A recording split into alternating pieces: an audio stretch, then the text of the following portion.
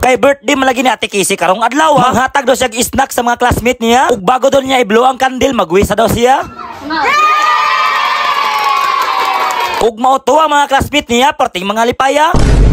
Yo, what's up mga boss? Karong adlaw birthday ni Ate Kisi. Ang gusto atong bata, dili na lang daw siya maghanda. Manglibre na lang daw siya recess sa mga classmate. Ug mauto niya bante ko diri sa kapalong kay mamalit kog mga pagkaon. Siyempre di ta maglangan kay basing maabtan ta og time. Namalit ko diri ag mga juice. Kay nabayran naman ang tanan, automatic ako ana ning dalaon. Pero ang problema murag naagyo ni kulang ang juice ba. Pero sige lang, mangita og pare sa unahan para makumpleto ang tanan. Ug sa walay paglangan-langan ya bante ko diri sa burgeran. Juice ug burger sapat na. Sigurado malipay na gito mga bata. Hala madam, dali basing na recess to sila Ate Kisi. Ug sa wakas hapit na naluto ang burger nga akong gi-order. Kay naluto naman ang tanan sa walay paglangan-langan mo adto na ko sa ilang eskwelahan. Ug diara ang Jasmine perting lipaya kay nada ko juice ug burger nga gidala. Kay wala pa malagi ng recess sila Ate Kisi, magpaabot lang sa mo diri. Ayay ka ang Jasmine perting exciteda para mahuna sa mga classmate ni Ate Kisi ba. Ug diara sila Ate Kisi nang recess na. Ug halaka si Ate Kisi perting lipaya kay natuman daw ang gusto niya sa iyang birthday. Ang Jasmine paduldol dayon para makaapil og kaon. Ug dili na mi maglangan-langan, ihatod na namo ni mga pagkaon sa ilang room. Ug diara ang mga pagkaon giplastar na nila. Unya Jasmine, diha lang kasagawas ha kay dili nimo ni room. Ate Kisi, dali na diha para ang mga pagkaon mahatag na na. Basta birthday gani automatic na agyon ay.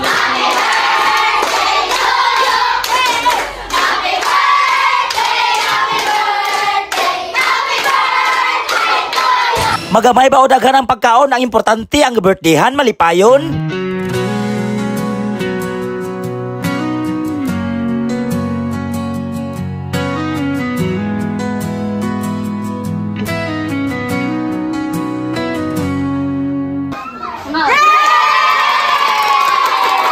Para makakauna ang tanan, ang mga pagkaon ilahan ang gyapod-apod sa tanan. Pero ang problema, ang Jasmine diri naghinuktok na.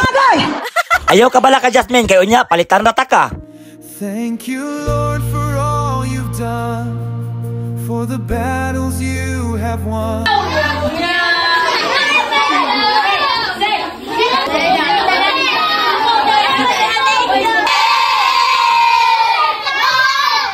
Og siyempre, dili na pwede nga dili apilan sila sir og ma'am. Happy 11th birthday, Casey! Thank you!